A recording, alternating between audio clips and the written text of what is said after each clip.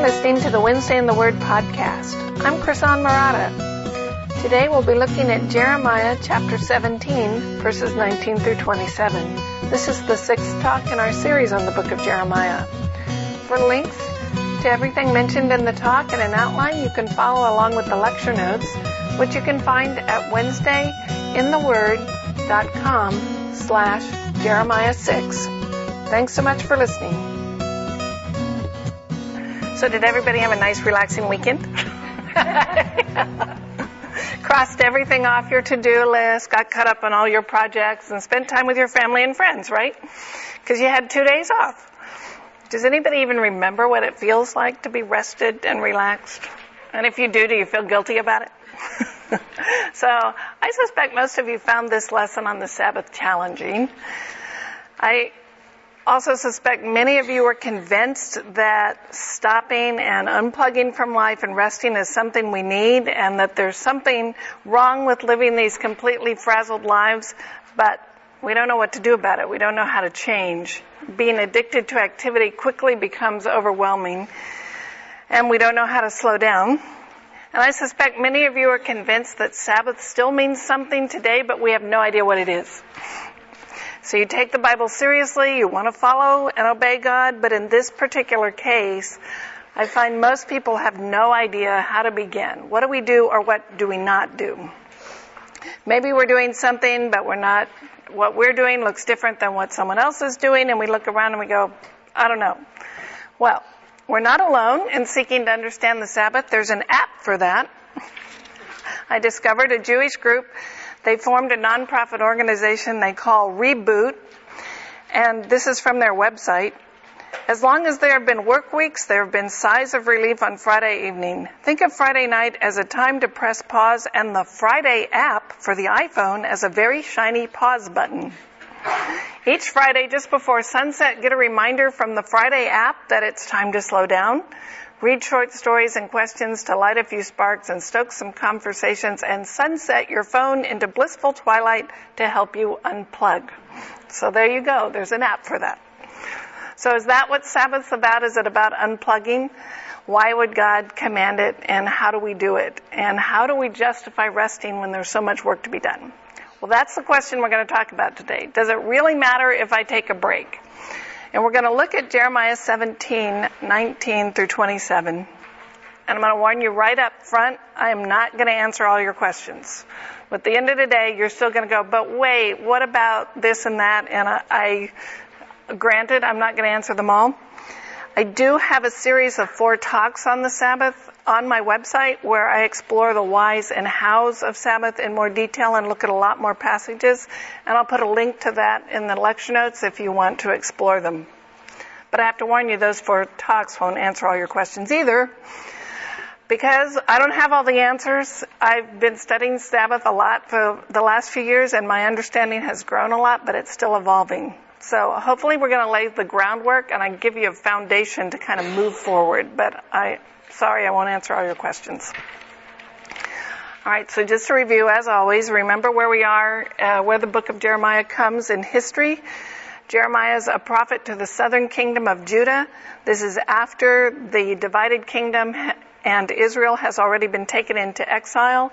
Assyria is the dominant world power at the time, and as they descend into civil war, Babylon and Egypt try to rush in and take the power vacuum, and that leaves Judah caught in the middle of it. And in the midst of all that political chaos, Jeremiah gets his call, and his job is to warn Judah that if they don't repent, Babylon is coming. It's going to conquer Jerusalem, and God will use Babylon to judge them for their disobedience, and they too will be taken into exile. But eventually God will restore them. So the passage we're looking at today is Jeremiah 17, verses 19 through 27, and I've broken it into 3 sections. The first section is verses 19 and 20, which is the introduction. So 19 and 20, the introduction. 21 through 23 is a proclamation of the law. So here's what the law says, 21 through 23. And then 24 through 27 are the promises of blessings for obedience and punishment for disobedience. So we get the introduction, a proclamation of the law, and then here's the consequences of obedience or disobedience. So let's start with the introduction.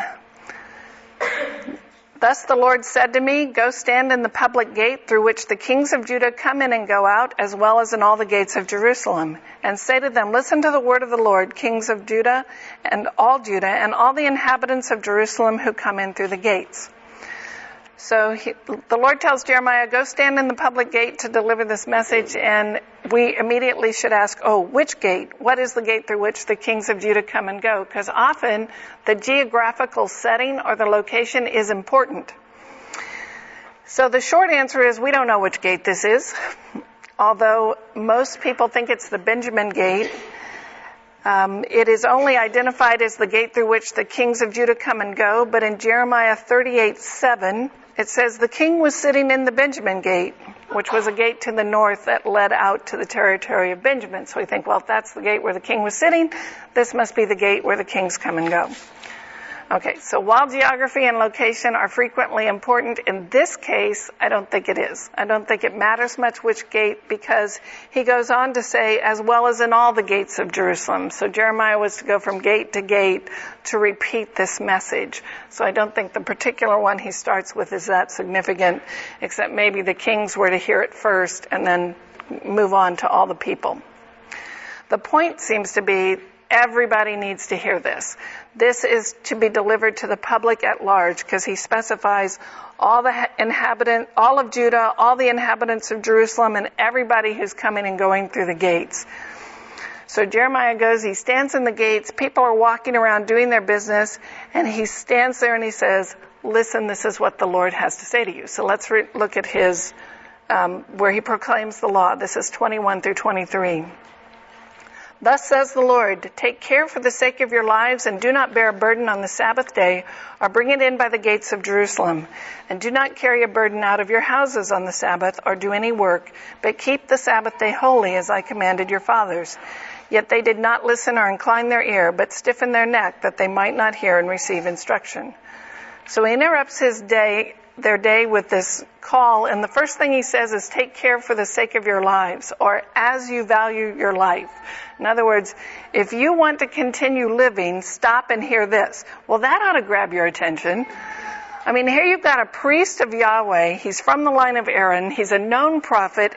He comes out and he stands in the gates and he says, thus says the Lord, and then he says, this is a matter of life and death. Well, I don't know about you, but with that kind of buildup, I'm expecting him to say the Messiah is coming, or the cross, or something. I am not expecting him to go from there to the Sabbath. So why is that so important? Well, it does suggest that God sent Jeremiah to the city gates not just because it was a good place to find people, because what do you do at the city gates? You conduct your business. Business and trade happened at the gates. If you lived in the city, you might go outside the city through the gate to trade with villagers and farmers who lived outside the city. If you lived outside, you might bring your wares into the city market. So in either case, you're coming and going through the gates. And as you're going, you're carrying something. You're carrying your wares, you're carrying your produce, you're carrying what you just bought or what you have to sell. So you're working. So he goes to the place where they're working and then makes this announcement. And he reminds them one of the basic commands given by God to the Jewish people, and that's one day out of every 7, you stop working. You don't carry a load. You don't do any type of work. You set that day apart and make it holy. And in Hebrew, the word for Sabbath comes from the word to stop. It's very similar to the word for the number 7, which signifies completeness. And the basic meaning of the word is just stop. Stop and set apart. Make it special. Don't do on one day what you do on all the other days. So for one day a week, you stop the working activity that you do that sustains your life. Now we're going to talk more about that in a minute. But first, let's look at the consequences, because it gets worse. So now he says, here's the law. Remember, you're supposed to stop. And now he gives the consequences for obedience and disobedience. 24 through 27. But it will come about, if you listen attentively to me, declares the Lord, to bring no load in through the gates of this city on the Sabbath day, but to keep the Sabbath day holy by doing no work on it. Then there will come in through the gates of this city kings and princes sitting on the throne of David, riding in chariots and on horses, they and their princes, the men of Judah and the inhabitants of Jerusalem, and this city will be inhabited forever. They will come in from the cities of Judah and from the environs of Jerusalem, from the land of Benjamin, from the lowland, from the hill country, and from the Negev, bringing burnt offerings, sacrifices, grain offerings, and incense, and bringing sacrifices of thanksgiving to the house of the Lord. But if you do not listen to me to keep the Sabbath day holy by not carrying a load and coming in through the gates of Jerusalem on the Sabbath day, then I will kindle a fire in its gates, and it will devour the palaces of Jerusalem and not be quenched.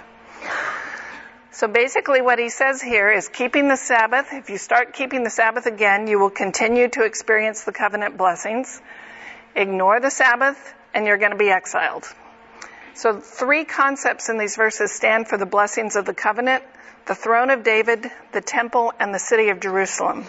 So covenant blessing is pictured as Judah living under a Davidic king, sovereignly in her own country, worshiping the Lord in his temple in Jerusalem.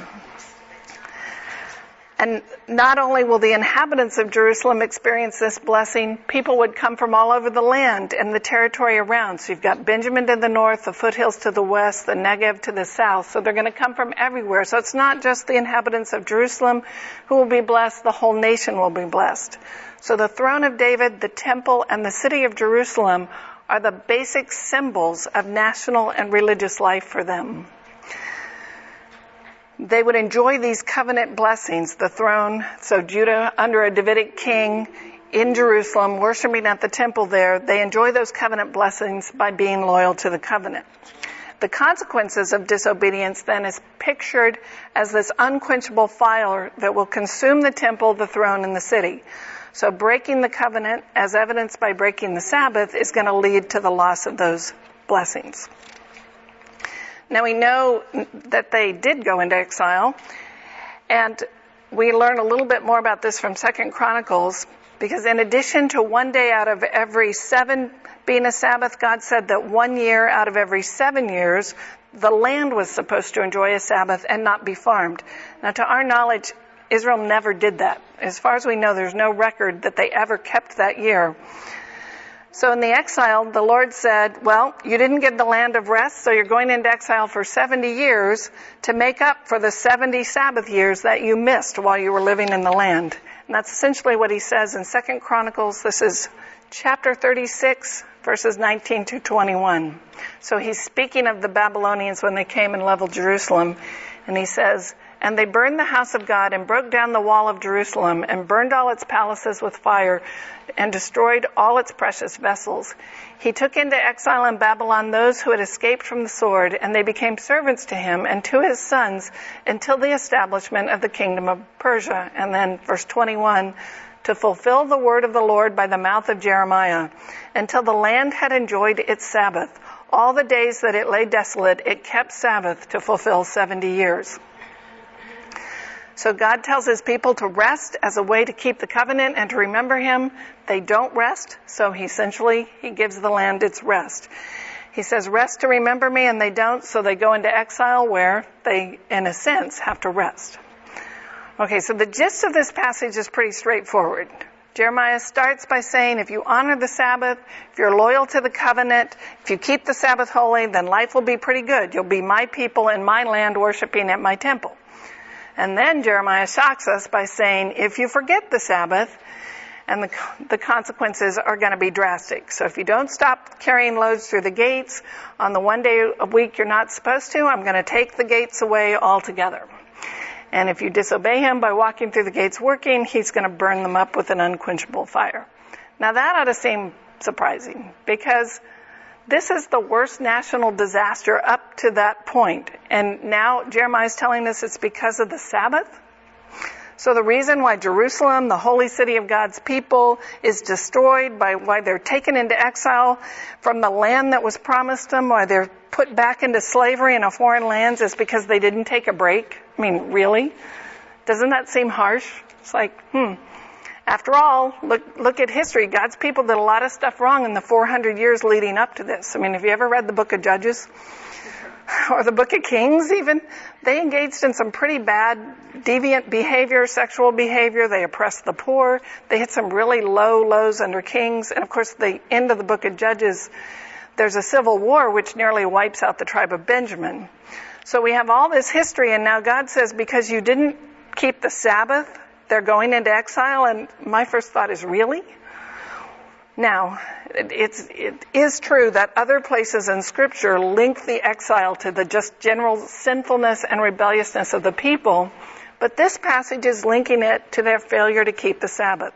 So that's what we want to answer. Why would that be so important? Why would God specifically link the Sabbath to the exile, and what does it matter if we take a break? So that's what we're going to spend most of our time on. You might want, if you have a Bible, take it out, because we're going to look at a lot of more passages to try to unravel this.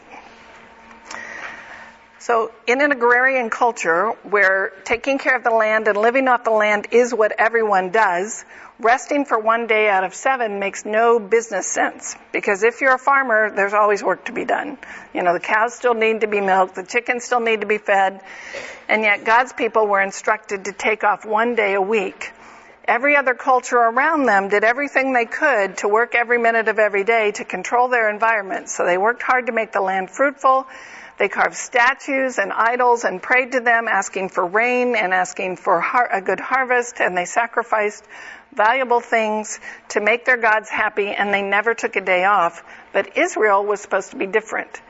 Israel was supposed to look different than her neighbors. God's people were to learn that fruitfulness as farmers or success in business comes from the Lord. It depends on His blessings, not their self-effort. And their relationship with God is not this kind of tit for tat, you worship me and I'll give you a blessing, you do this and I'll do that. But it is different. So they don't strive in order to get blessings from the Lord. By contrast, they rest because God has already blessed them. That's a huge difference. So they're not striving to get blessings, they are resting because God has already blessed them. All right, so let's look at Exodus 20. This is the first time the Sabbath is commanded, and what I want to pull out of these passages is each time He commands the Sabbath, He gives a why, and that's what we want to look at. So in Exodus 20, this is the first listing of the 10 commandments. Sabbath is the fourth of the 10, and we're going to look at Exodus 20, 8 through 11. Remember the Sabbath day to keep it holy. 6 days you shall labor and do all your work, but the 7th day is a Sabbath to the Lord your God. On it you shall not do any work, you or your son or your daughter, your male servant or your female servant, or your livestock or the sojourner who is within your gates. For in 6 days the Lord made the heaven and the earth, the sea and all that is in them, and rested on the 7th day. Therefore the Lord blessed the Sabbath day and made it holy. So the first sentence, verse 8, gives us the basic pattern of the command. Remember the Sabbath and keep it holy. Then He explains what it means to remember the Sabbath and how it's holy. He says you don't work on that day. And remembering is not a cognitive activity. It's not, oh yeah, it's the Sabbath today. It's remembering in this context means doing something or not doing something. So it involves activity. And the activity is simple. 6 days you work, the 7th you don't. And then the last verse, verse 11, gives us the reason. Why are we supposed to do this? And it's because God rested after He created the heavens and the earth. So our remembering the Sabbath is patterned after God's behavior. We rest because God rested, and that's supposed to teach us something about God. So why did God rest? Because His work was finished.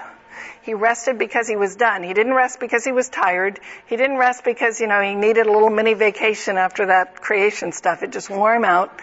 He rested because He was done.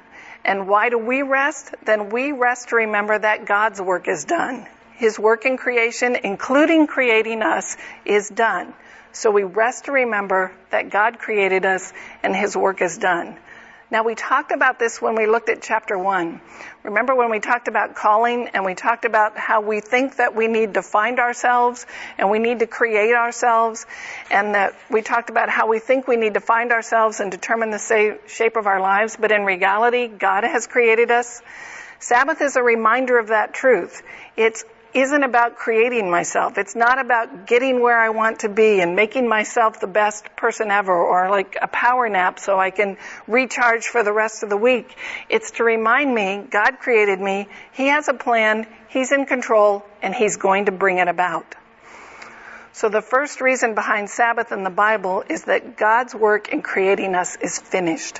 And we rest to rightfully acknowledge that fact, the role that He plays. So we remember who God is and who we are. And that all our success does not come from getting everything crossed off our to-do list. Ultimately, success comes from His hand. Okay, we are going to fly through these because I want to take you to a lot of passages. So you've probably got more questions, but bear with me. Turn to Exodus 31. This is the next listing of the 10 Commandments. This is Moses speaking. He gave, after the first listing in Exodus 20, he gives all these more specific instructions about how these commandments apply to daily life. And then in Exodus 31, he gives us a little more detail about the Sabbath. So this is 31, 12 through 17. And the Lord said to Moses, "You are to speak to the people of Israel and say, above all you shall keep my Sabbaths, for this is a sign between me and you throughout your generations, that you may know that I, the Lord, sanctify you. You shall keep the Sabbath because it is holy for you. Everyone who profanes it shall be put to death. Whoever does any work on it, that soul shall be cut off from among his people. 6 days shall work be done, but the seventh day is a Sabbath of solemn rest, holy to the Lord. Whoever does any work on the Sabbath shall be put to death. Therefore the people of Israel shall keep the Sabbath, observing the Sabbath throughout their generations as a covenant forever. It is a sign forever between me and the people of Israel that in 6 days the Lord made the heaven and the earth, and on the seventh day He rested and was refreshed." So the first listing we got that we remember the Sabbath to remember that God created us. Now we get this additional reason. Sabbath is a sign of the covenant between God and His people. Now, covenant is like a contract. It describes the fundamental way in which the relationship between the Jews and God was defined. They were bound to Him by this covenant. God gave them particular signs of the covenant to remind them. Circumcision is perhaps the most famous. But here God says Sabbath is also a sign of the covenant. So in Exodus 31, we learn that God requires the Sabbath as a way of remembering that He chose His people. So we rest because God chose us. And Sabbath reminds us of that basic identity. So for the Jews of Jeremiah's day, the idea behind the Sabbath is that if you're a member of God's chosen people, one of the ways you display that is through rest, through Sabbath. Sabbath was an observable way to demonstrate your identity. And not honoring the Sabbath was disobeying God, was like rejecting that identity and renouncing it. Because no other nation did this. The Jews looked very different. So by working on the Sabbath, you're declaring, I don't care about that covenant thing. I don't really care if I'm one of God's people. And I don't want to look like God's people. It's a rejection of the covenant. Now, think about us. For most of us, what defines us as our identity? It's busyness. We live in a culture where busyness is admired. And busyness is like the gold standard by which we're all held. So if we're busy, we feel important. If someone asks me how I'm doing and I say, oh, I'm really relaxed, had a great week this week, they look at you like, what's wrong with you? Like, you don't know the rules. If you're rested and relaxed, you're not playing the game right. But if you say, oh, it's such a busy week, I've got all these meetings and big projects and lots of stuff going on and evening activities every week, now I fit in. Now I'm part of the culture. I feel better. So Sabbath is a way to say busyness is not what defines me. My work is not what defines me. Who I am is not the work that I do. Who I am is a child of God. Busyness doesn't make me important. My activity does not define who I am. My level of activity does not define my worth as a human being. Increased productivity doesn't make me better than someone else. Sabbath is a way to say, first and foremost, I'm a child of God. He defines who I am, not my work, not my busy schedule. So Sabbath reminds us that we are His chosen people, and it's He who gives us significance and importance. So we rest to remember God created us. We rest to remember God chose us. And we're going to look at one more passage in Deuteronomy 5 where He gives another reason. Well, these are all related reasons. So Deuteronomy 5, this is after 40 years of wandering in the wilderness. The Jews are about to go into the promised land. Moses is giving a series of sermons to the people to kind of prepare them for this new season of life in the promised land. And he repeats the 10 commandments, and it's mostly identical to Exodus. But when he comes to the Sabbath, he gives something additional. So this is Deuteronomy 5, 12 through 15. Observe the Sabbath day to keep it holy, as the Lord your God commanded you. 6 days you shall labor and do all your work. But the seventh day is the Sabbath to the Lord your God. On it you shall not do any work, you or your son or your daughter or your male servant or your female servant or your ox or your donkey or any of your livestock or the sojourner who is within your gates, that your male servant and your female servant may rest as well as you. And then 15, you shall remember that you were a slave in the land of Egypt, and that the Lord your God brought you out from there with a mighty hand and an outstretched arm. Therefore the Lord your God commanded you to keep the Sabbath day. So the first time he links the Sabbath to creation, where God rested because his work was dead. Here, 40 years later, he links the Sabbath to the Jews being redeemed from slavery in Egypt. So the first looks back to creation, the second looks back to the Exodus. And so why are we to rest? Because God brought us out of slavery. He redeemed his people. And that's the final reason we rest. We rest to remember that God redeemed us. So that moment of redemption, that the Exodus was the defining moment for the nation of Israel. When God saved his people from Egypt, they became a nation.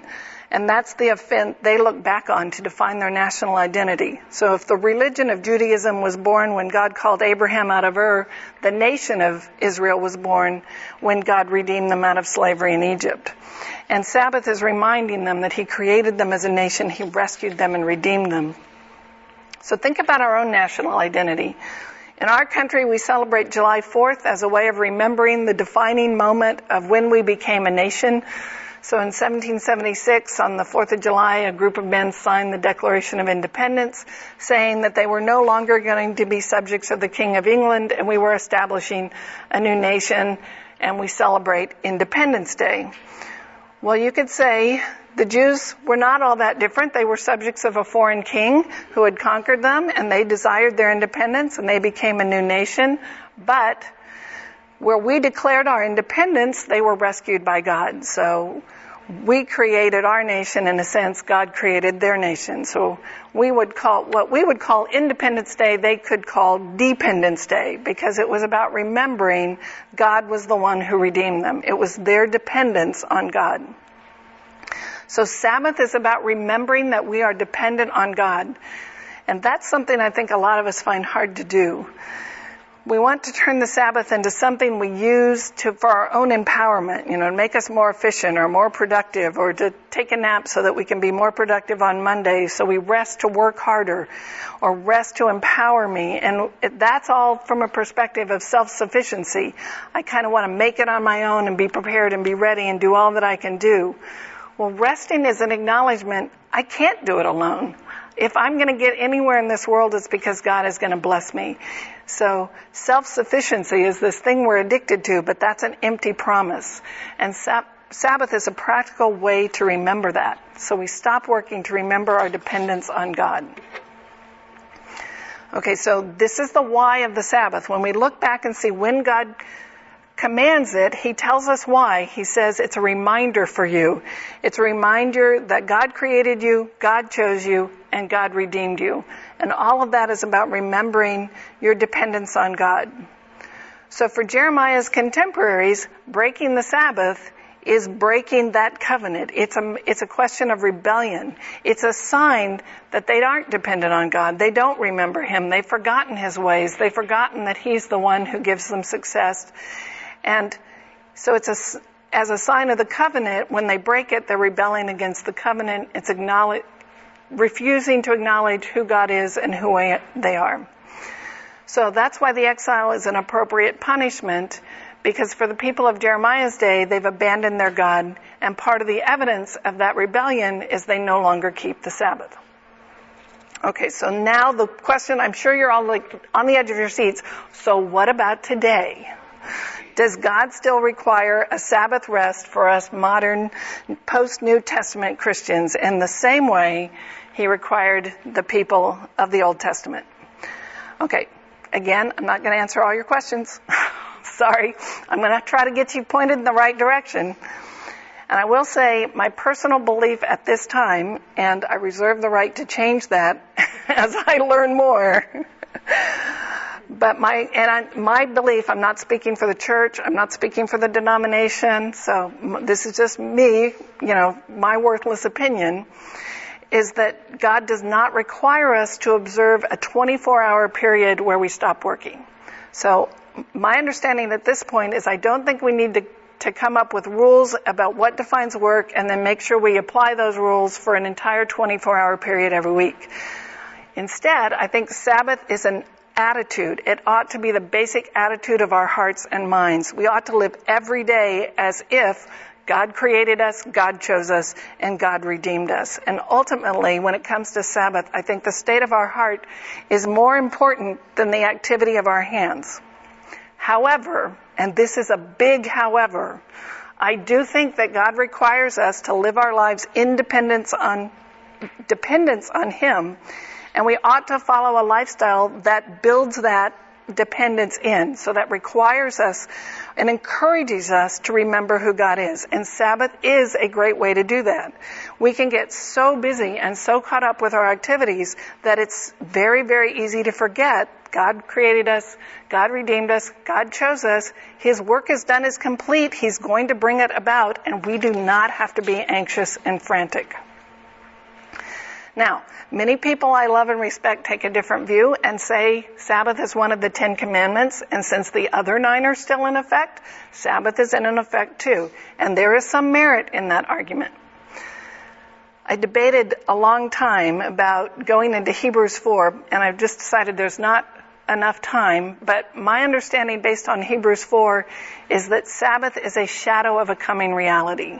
That the Sabbath was meant to teach us something about God, and it was shadowing a reality that will, and that reality is eternally true and does not change. And that is this principle of rest we've been talking about, that we rest to remember who God is and who we are, that He saved us, He chose us, He redeemed us. Now, I do have a talk on Hebrews 4 on the website, and I'll link to that if you want to go there and learn more. But I think what Sabbath has changed because God revealed more of His plan and purposes with the coming of Jesus. And part of what Jesus did in fulfilling the law was to more fully reveal the whys and the reasons behind the law. And I think that's essentially what Hebrews is arguing, that we still need Sabbath rest, but it's going to look different. So I'm kind of trying to walk the fence and not fall off on either side here. We dare not live our lives as if we're autonomous, as if we no longer are dependent on God and His grace. And we get so wrapped up that maybe we just fly by, in church once a week and never think about who He is or who we are or what He's done for us. But no, I don't think it has to look for us the way it looked for the Jews. So, just to summarize where we are so far, we define Sabbath as the idea that you need to live your life in such a way that you recognize and remember and encourage your dependence on God. So essentially, cease striving and know that He is God. The simple command is not working. I would define working as whatever you do that sustains your life. So your work is that primary activity you do that sustains your life, and we rest to remember that ultimately God is the one who sustains our life. We are free to stop those activities because God is the one who sustains us, and we are encouraged then to do something that fosters our relationship with God. So as time changes, as culture changes, and as what work changes, how we express Sabbath is going to be different. Those things may change. In fact, we could go through the Bible and look how remembering the Sabbath changed for, say, the people of Moses' day to the people of Nehemiah's day. So work may change, what constitutes work may change, but the one thing that does not change is remembering God. So I think Sabbath is primarily an issue of the heart, And while the specifics of how you define it and express it are going to look different for different people and different cultures and different times, that heart issue remains. So think about what's your work? What is the primary role you have or the responsibility God's given you that sustains your life? Because each of us takes part in sustaining our life, whether we are paid for it or not. And the call to the Sabbath is not abdicate your responsibility, but remembering that we are stewards under the sovereignty of God, that ultimately we are sustained because He is sustaining us, and that all the work of our hands comes from Him. So we're tempted to think, I got a good education, I got a good job, I earned this, I work hard, I did this, all my blessings are coming from all these things I did, and yet God says, man does not eat by bread alone. That all that bread you have, all those blessings you have, I gave you those opportunities. I gave you those activities. I fashioned your life and wrote your story. This is coming from me. So the temptation is to start taking matters into our own hands. But what we need to remember is that by the grace and blessing of God, we are sustained. He is the one responsible. So stopping work for a time is a great reminder of that. It's stopping and saying, I don't have to pretend that I have it all or I can do it all. I don't have to live up to my culture's values of busyness and productivity. I can stop pretending I'm self-sufficient and I can handle everything on my own. So Sabbath starts when you stop. It's not all that hard. You know that you're working too hard and forgetting that you depend on God. And when that happens, stop. Stop and unplug. When you get through that, oh my gosh, I'm never going to make it, and if I don't get this done by dinner time, the world is going to fall apart. You've all been there, right? I do that about once a week. When you get in that mindset of, if I don't do this, life will end as we know it, or at least my kids will fall apart or whatever, stop. Stop, cease striving. Take a break. The world is not on your shoulders. So the way we live our lives, how much we work, whether we're able to rest, all those things reflect, do I really believe that God chose me, God redeemed me, God sustains me, He's the one who's going to get all this done. So the kind of negative side is stop working, stop doing what you do that sustains your life. But the positive side is, what do you do when you stop? So do we just sit around and do nothing? And God tells us to honor the Sabbath, we stop, but we seek Him. Psalm 46:10 says, be still and know that I am God. I will be exalted among the nations and I will be exalted in the earth. That word be still carries the idea of stopping. It's a stillness in that you're stopping activity that you're currently engaged in. The NSB translates it, cease striving. Cease striving and know that I am God. So it's emphatic. It's like stop all that crazy activity and just be. So Sabbath is more than leisure. It's more than sitting around doing nothing. It's seeking God. It's doing whatever you can do that encourages your relationship with God, that fosters your dependence on Him. So while we're stopped, the flip side is we're to seek the Lord. Now, that's going to look different for different people. Your relationship with God is going to grow differently than the way mine is. For some of you, Bible study might be the thing that encourages you to seek the Lord. For me, that's what it is. For others, it might be song. For others, it might be prayer, or it might be, hiking and praying while you're outside in nature or something. So what fosters your relationship with God, that should be in your week. You should make time to stop your life-sustaining work and enjoy seeking the Lord, both alone and in community. I think we do this individually and as a corporate body. And it doesn't have to be huge. Coming to Bible study is a kind of Sabbath because you're taking a break from your normal activities and you're here trying to learn more about God. Going to community group could be like that. Attending church on Sunday, having a daily quiet time. It doesn't have to be super spiritual. It's whatever encourages you to know God better. And you can enjoy it. Did you hear that? You have permission to rest and enjoy it. You don't have to feel guilty about it when you stop and your work and you seek God. So however you make time in your lives, ask yourself, where is my heart in all this? Am I driven or am I called? Am I driven because I'm overcommitted and I'm in way too many good activities and worthy activities and I have to stop and build time into my schedule to focus on God? Or maybe you're undercommitted, you need to get out of the hammock and into the Bible. But the real question is, where's my heart? Am I doing this because I trust God and I'm seeking Him? Am I doing this because I'm frantic and I think I have to? That's the heart attitude.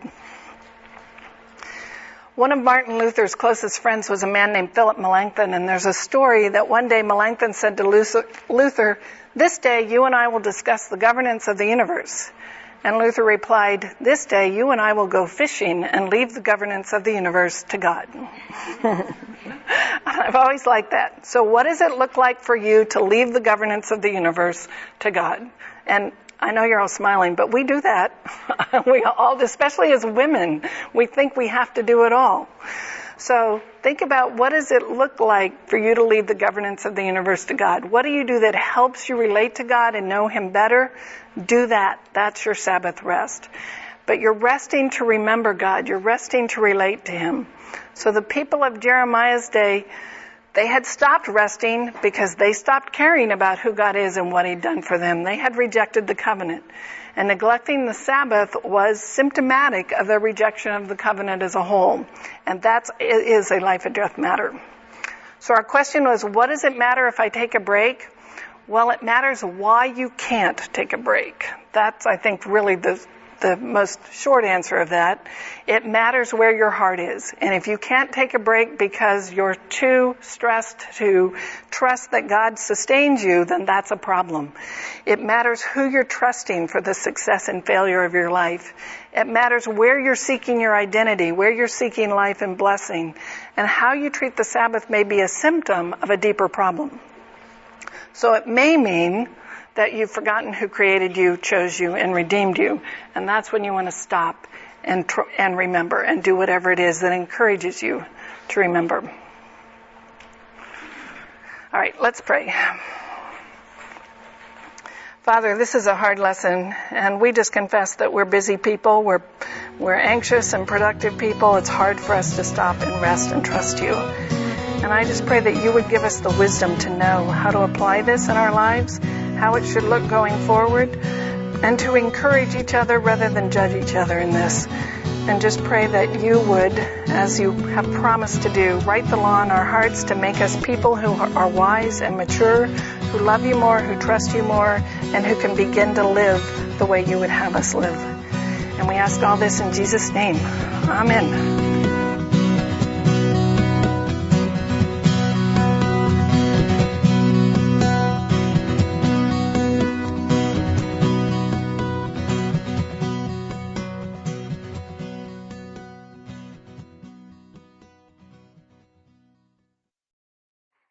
Before you go, if you're looking to improve your Bible study this summer, sign up for my Bible Study Boot Camp.